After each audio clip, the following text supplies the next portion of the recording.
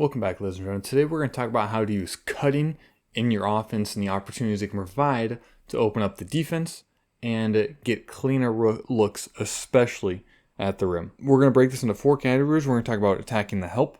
We're going to talk about attacking rotations. We're going to talk about backdoors. And then finally, taking advantage when the defense falls asleep. Let's go.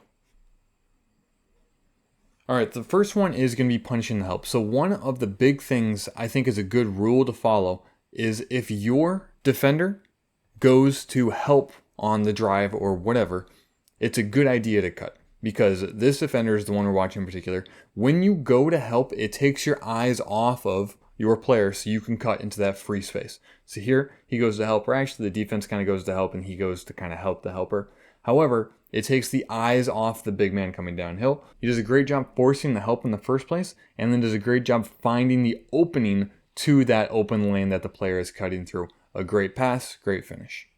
All right, so here the Kings are putting 2 on the ball, so you put it in a dangerous position in the first place. So we're going to get the ball to middle of Hartenstein, and we're watching this defender right here. So he gambles, he goes all the way. And so what's the rule? If your defender leaves you, goes to target the ball, whatever, cut into open space. We did a great job. Jalen Williams cuts into open space here. Hartenstein falling down, but makes a great pass where he's still able to deliver it in the area. And there's no one to stay with Jalen Williams because there's chaos on the inside, and Jalen Williams' defender just vacated the premises, so Jalen can cut into that open space, and there's no one to stay there, and you get a clean look at a rim, at a dunk. All right, and then for punch and help, our last example, and this is going to be why the dangerous zone. So first off, we see right there, 2 on the ball again, so you're putting yourself in a very dangerous situation when you have a capable post player in the middle, and Şengün definitely fits that category. Okay, so the help has to step up because they're in zone, frankly no other option. So Şengün needs to find a way to get the ball to 17 cutting right here, who does a great job cutting into open space, puts a nice little behind the back pass, probably could have lobbed it a little bit, but there's probably quite a few options. That being said, Şengün opts for the flashy one, and it's a great pass to a cut because the defense had to step up. So again, he punished the help by attacking the cutter. And then playing on the same premise, I'm going to call this defense falling asleep, or maybe defense being lackadaisical, but this is a very similar concept. Instead of the help necessarily coming, you're taking advantage of them not playing active defense like they should. And again, features Şengün on this pass. Very good passer for sure. Okay, ball gets to the middle. Jamal Murray kind of like takes the play off a little bit. Like he assumes that Şengün and Jordan are going to be, like Şengün's going to shoot the layup, so it's all Jordan's responsibility. And he assumes his players are going to stay on the outside. But if you notice that your defender is looking to the inside, you can also cut into that open space. Does a great job, especially when you're super athletic like Amen Thompson is. Cuts in the open space, Şengün finds him, and another wide open finish at the rim.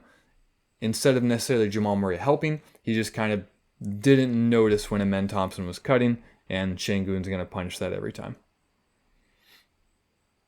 And then I think this play is actually the perfect blend of those 2 concepts. It's going to be like a concept of the help and falling asleep. It's kind of a little bit of both. So here, as Jokić goes to drive, Lopez is going to step up here. And they're kind of confused on who has this player versus who has Aaron Gordon. They both kind of think that they have Michael Porter Jr. as responsible because he's the shooter, so they're worried about him.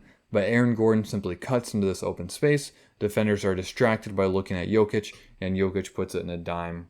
And so the cut in this situation puts a lot more strain on the defense because there's moving parts, and simply putting moving parts in the defense takes advantage of any misstep, any miscue, any lack of attention for a moment. And so absolutely love it. And great pass by Jokić and finish by Gordon. And the next one we get to is, like, you can actually have a set play that tries to target this idea. So first off, we have the defense or the offense spread out over here to make sure the defense is also spread out. And then a key aspect is going to be the fact that Towns is the one making this pass. So Towns steps up because he has the post player on him. So now there's no rim protection. And they knew that the defense was trying to target on Jalen Brunson. So they went out there with Jalen Brunson.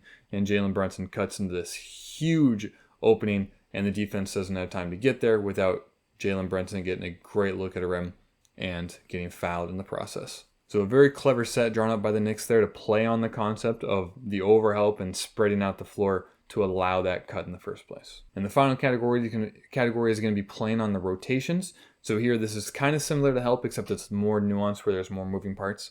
So here SGA is kind of the original help. And then so Isaiah Joe becomes the next help where he has to split these 2 defenders. And so Jokić is playing on that concept, And so I know like Brown didn't actually cut necessarily right there, but he essentially filled the concept of the cut where he moves this way into the open space. And so Jokić is able to find him in that little gap, and it results in a wide open layup. And then again, I talked to him in the last one about Brown kind of splitting those two defenders between SGA and Isaiah Joe. This is the exact same concept. So we're going to see a drive happen here. So as the drive goes down, Al Horford steps up. Now Jaylen Brown has to split these two defenders. And so that's really difficult because, I mean, they're spread out. And if they cut, it requires a lot of issues. And so this defender is going to stay here to draw Jaylen Brown because Jaylen Brown, like, he's going to stay essentially attached to that. And so this offensive player, Jaylen Brown's eyes are in, so who's going to be able to look at him? Nobody, so he's simply going to cut right in that space. Nobody sees him coming, so he's able to just go right down Broadway and get a great finish at the rim. So anytime you put the defense in rotation, if they're not paying attention to you at all, you can cut into that open space for a beautiful attempt. And so the 4 categories of punishing the help: taking advantage when the defense falls asleep, using back doors to get wide open looks, and then punishing the rotations of the defense can give your offense a lot more opportunities to find little gaps in the defense and take advantage of them for easy shots at the rim. If you enjoyed, feel free to like and subscribe, but most importantly, have a blessed rest of your day.